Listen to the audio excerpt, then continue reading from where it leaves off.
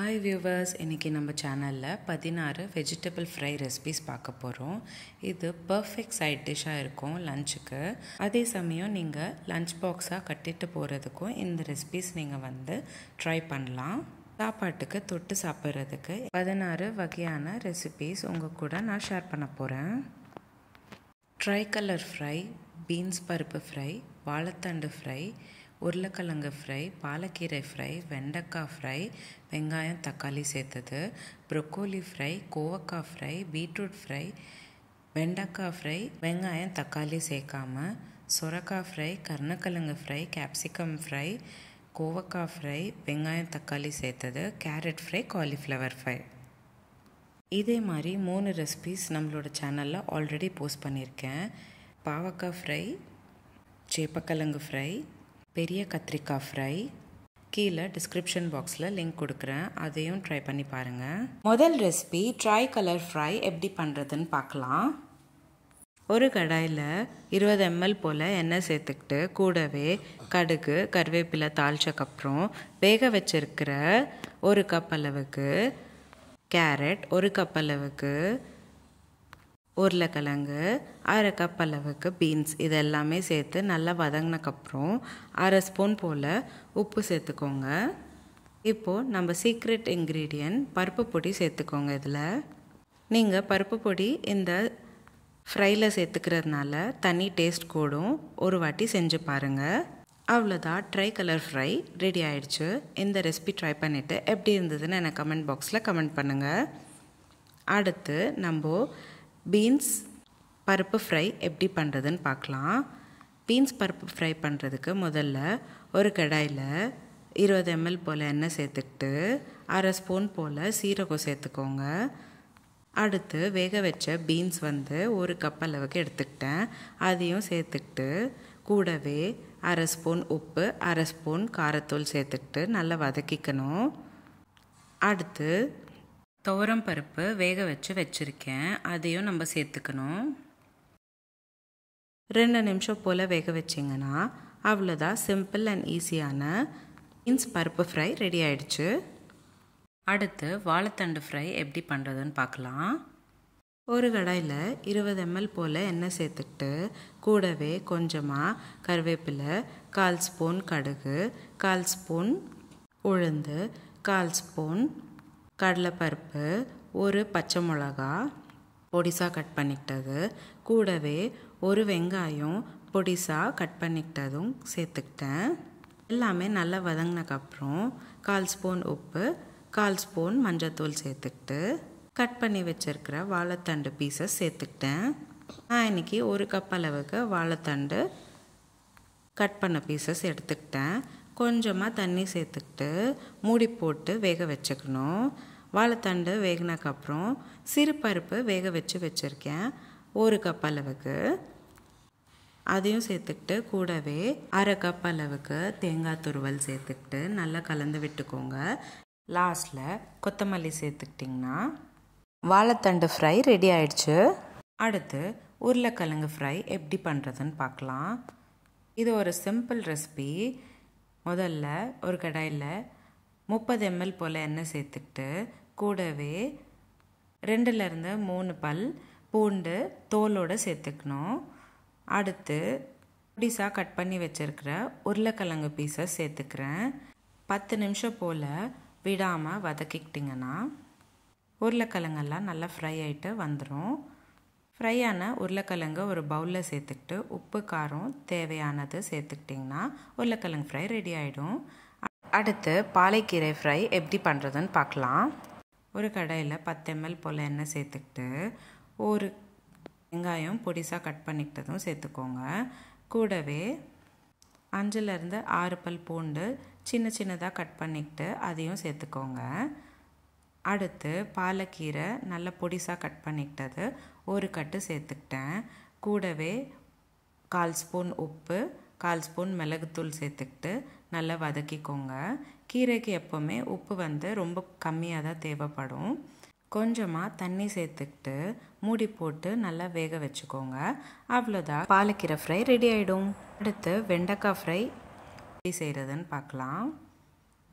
ஒரு கடாயில் 20 ml போல் எண்ணெய் சேர்த்துக்கிட்டு கூடவே அரை ஸ்பூன் அளவுக்கு கடுகும் சேர்த்துக்கோங்க.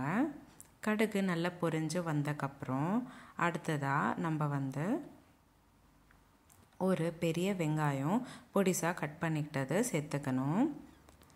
வெங்காயம் நல்லா வதங்கி வந்தக்கப்புறம் ஒரு பெரிய சைஸ் தக்காளி பொடிசாக கட் பண்ணிக்கிட்டது சேர்த்துக்கோங்க. தக்காளி நல்லா வேகினக்கப்புறம் 1/4 ஸ்பூன் உப்பு, 1/4 ஸ்பூன் காரத்தூள், 1/4 ஸ்பூன் மிளகுத்தூள், சிட்டிகை மஞ்சத்தூள், 1/4 ஸ்பூன் மல்லித்தூள் எல்லாம் சேர்த்துக்கிட்டு கட் பண்ணி வச்சுருக்கிற வெண்டைக்காய் பீஸை சேர்த்து நல்லா ஃப்ரை பண்ணிக்கணும். 10 நிமிஷம் ஆகும் நல்லா ஃப்ரை ஆகிறதுக்கு. அவ்வளோதான், சிம்பிள் அண்ட் ஈஸி வெண்டைக்காய் ஃப்ரை ரெடி ஆகிடுச்சு. அடுத்து ப்ரொக்கோலி ஃப்ரை எப்படி பண்ணுறதுன்னு பார்க்கலாம். ஒரு கடாயில் 1 ஸ்பூன் உளுந்து, 1 ஸ்பூன் கடலைப்பருப்பு, 3 பல் பூண்டு, கொஞ்சமாக கருவேப்பிலை, ஒரு காஞ்ச மிளகா, அரை ஸ்பூன் ஜீரகம், அரை ஸ்பூன் மிளகு எல்லாத்தையும் சேர்த்துக்கிட்டு நல்லா வதக்கிக்கணும். எல்லாமே பொன்னிறமாக மாறினக்கப்புறம் ஒரு மிக்ஸி ஜாரில் மாற்றிக்கிட்டு சூடு ஆறினக்கப்புறம் நல்லா பொடியாக அரைச்சிக்கோங்க. இப்போது இந்த பொடி தான் நம்ம ப்ரொக்கோலி ஃப்ரையில் சேர்க்க போகிறோம். இப்போது ப்ரொக்கோலியெல்லாம் ஃப்ரை பண்ணிக்கிறதுக்கு ஒரு கடாயில் 20 ml போல் எண்ணெய் சேர்த்துக்கிட்டு 1/4 ஸ்பூன் அளவுக்கு கடுகு சேர்த்துக்கிட்டு கடுகு பொரிஞ்சு வந்தக்கப்புறம் ஒரு பெரிய சைஸ் வெங்காயம் பொடிசாக கட் பண்ணிக்கிட்டது சேர்த்துக்கோங்க. கூடவே சின்ன சின்னதாக கட் பண்ணி வச்சுருக்கிற ப்ரொக்கோலி பீசஸ் நல்லா வாஷ் பண்ணிவிட்டு சேர்த்துக்கோங்க. கூடவே அரை ஸ்பூன் உப்பு, நம்ம செஞ்சு வச்சுருக்கிற பொடி 1 ஸ்பூன் அளவுக்கு போட்டு நல்லா மிக்ஸ் பண்ணிக்கோங்க. நான் இப்போ உங்களுக்கு சொன்ன அளவெல்லாம் 1 கப் ப்ரொக்கோலிக்கு உங்களுக்கு எவ்வளோ தேவையோ அதுக்கேற்ற மாதிரி குவான்டிட்டிஸ் இன்க்ரீஸ் பண்ணிக்கோங்க. அடுத்து கோவக்காய் ஃப்ரை எப்படி பண்ணுறதுன்னு பார்க்கலாம். கோவக்காய் ஃப்ரை பண்ணுறதுக்கு முதல்ல நம்ம ஒரு கடாயில் 30 ml போல் எண்ணெய் சேர்த்துக்கோங்க. கோவக்காய் நல்லா ஃப்ரை ஆகிறதுக்காக எண்ணெய் நிறைய தேவைப்படும். நான் இன்றைக்கி கோவக்காய் எல்லாமே ரவுண்ட் ஷேப்பில் இந்த மாதிரி கட் பண்ணி வச்சுருக்கேன். 2 கப் அளவுக்கு கோவக்காய் சேர்த்துக்கிட்டேன். அடுத்து அரை ஸ்பூன் காரத்தூள், அரை ஸ்பூன் உப்பு இந்த ரெண்டும் சேர்த்துக்கிட்டு நல்லா வதக்கிக்கணும். கோவக்காய் நல்லா ஃப்ரை ஆகிடுச்சுன்னா அவ்வளோதான், சிம்பிள் அண்ட் ஈஸி கோவக்காய் ஃப்ரை ரெடி ஆகிடும். அடுத்து பீட்ரூட் ஃப்ரை எப்படி செய்கிறதுன்னு பார்க்கலாம் வாங்க. நான் இன்றைக்கி பீட்ரூட் ஃப்ரைக்கு பீட்ரூட் வேக வச்சுருக்கேன். முதல்ல ஒரு மிக்ஸி ஜாரில் 1 கப் அளவுக்கு தேங்காய் துருவல் சேர்த்துக்கோங்க. கூடவே ஒரு பச்சை மிளகா சேர்த்துக்கிட்டு நல்லா அரைச்சிக்கோங்க.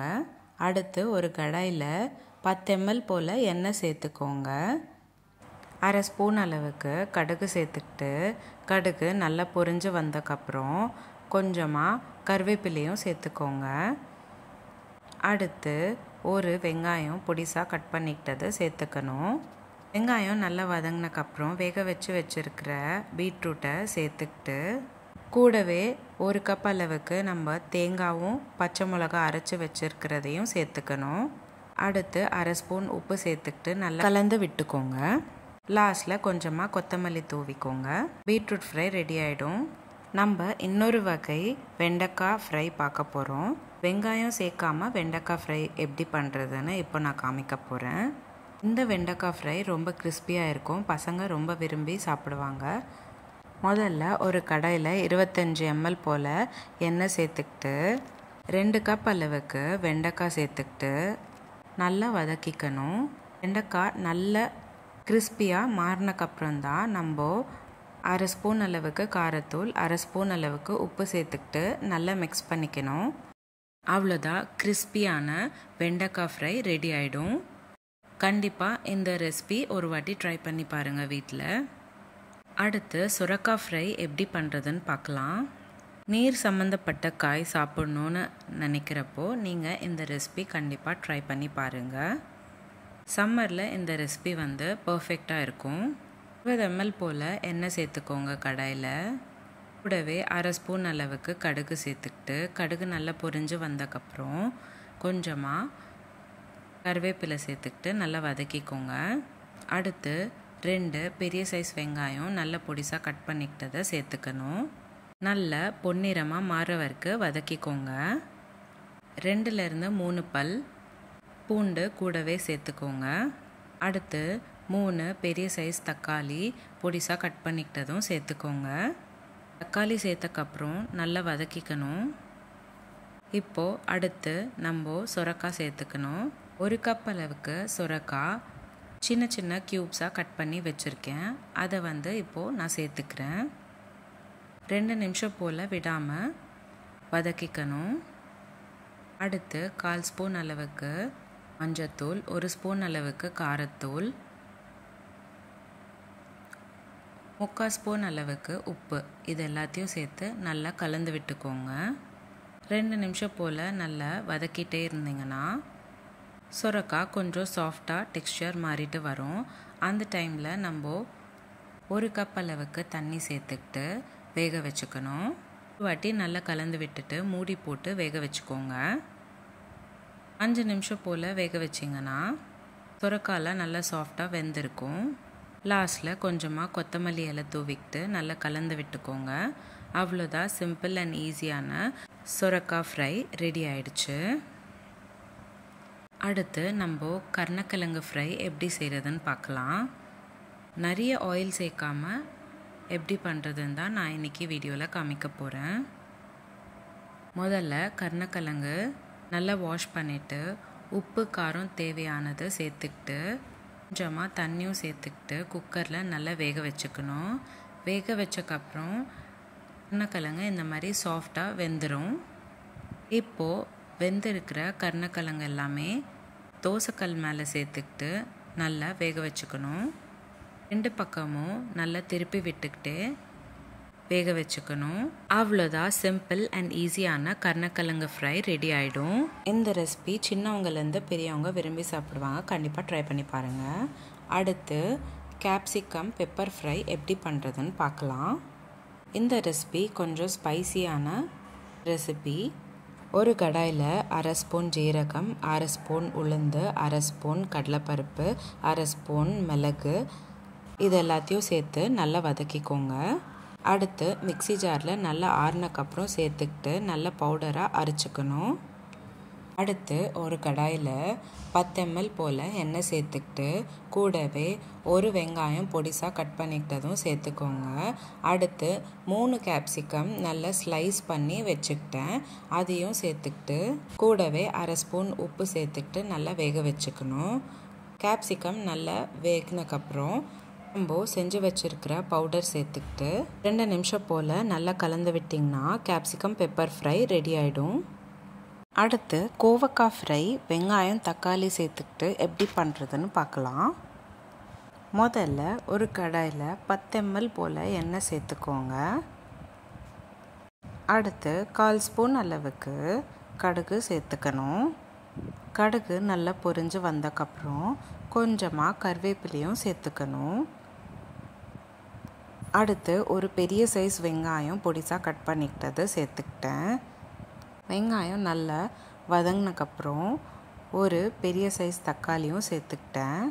கூடவே 1/2 ஸ்பூன் உப்பும், 1/2 ஸ்பூன் காரத்தூள், 1/4 ஸ்பூன் மஞ்சத்தூள், 1/4 ஸ்பூன் மிளகுத்தூள் எல்லாம் சேர்த்துக்கிட்டு ரொம்ப சின்ன சின்னதாக கட் பண்ணி வச்சுருக்கிற கோவக்காய் சேர்த்துக்கிட்டேன். கோவக்காய் நல்லா வேகணுன்றதுக்காக கொஞ்சமாக தண்ணி சேர்த்துக்கிட்டு மூடி போட்டு மூடிக்கிட்டு நல்லா வேக வச்சுக்கிட்டேன். லாஸ்ட்டில் கொத்தமல்லி சேர்த்துக்கிட்டு நல்லா கலந்து விட்டிங்கன்னா கோவக்காய் ஃப்ரை ரெடி ஆகிடும். அடுத்து கேரட் ஃப்ரை எப்படி பண்ணுறதுன்னு பார்க்கலாம். முதல்ல ஒரு மிக்ஸி ஜாரில் 1/2 கப் அளவுக்கு தேங்காய் துருவினதும் ஒரு பச்சை மிளகா 2 சேர்த்து நல்லா அரைச்சிக்கணும். அடுத்து ஒரு கடாயில் 10 ml போல் எண்ணெய் சேர்த்துக்கிட்டு கூடவே 1/2 ஸ்பூன் அளவுக்கு கடுகு, கொஞ்சமாக கருவேப்பிலை சேர்த்துக்கிட்டு கூடவே ஒரு பெரிய சைஸ் வெங்காயம் பொடிசாக கட் பண்ணிக்கிட்டது சேர்த்துக்கிட்டு நல்லா வதக்கிக்கணும்.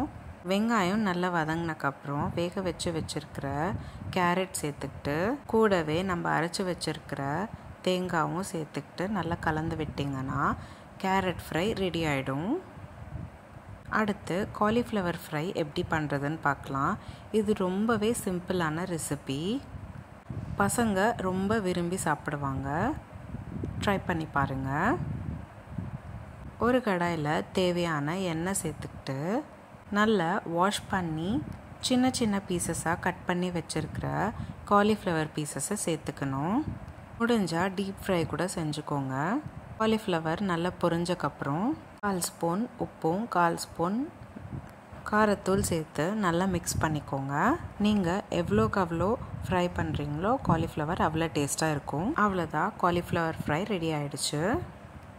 உங்களுக்கு இந்த வீடியோ பிடிச்சிருந்தா லைக் பண்ணுங்கள், ஷேர் பண்ணுங்கள். இதே மாதிரி டெய்லி ஒரு ரெசிபி பார்க்குறதுக்கு என்னோடய சேனல் சப்ஸ்கிரைப் பண்ணிக்கோங்க. உங்களுக்கு எந்த ரெசிபி பிடிச்சிருந்ததுன்னு எனக்கு கமெண்ட் பாக்ஸில் கமெண்ட் பண்ணுங்கள். நீங்கள் இதில் ஏதாச்சும் ஒரு ரெசிபி ட்ரை பண்ணிங்கன்னா அதுவும் கமெண்ட் பாக்ஸில் கமெண்ட் பண்ணுங்கள். மீண்டும் சந்திப்போம் ஒரு சுவையான ரெசிபியுடன். தேங்க்யூ.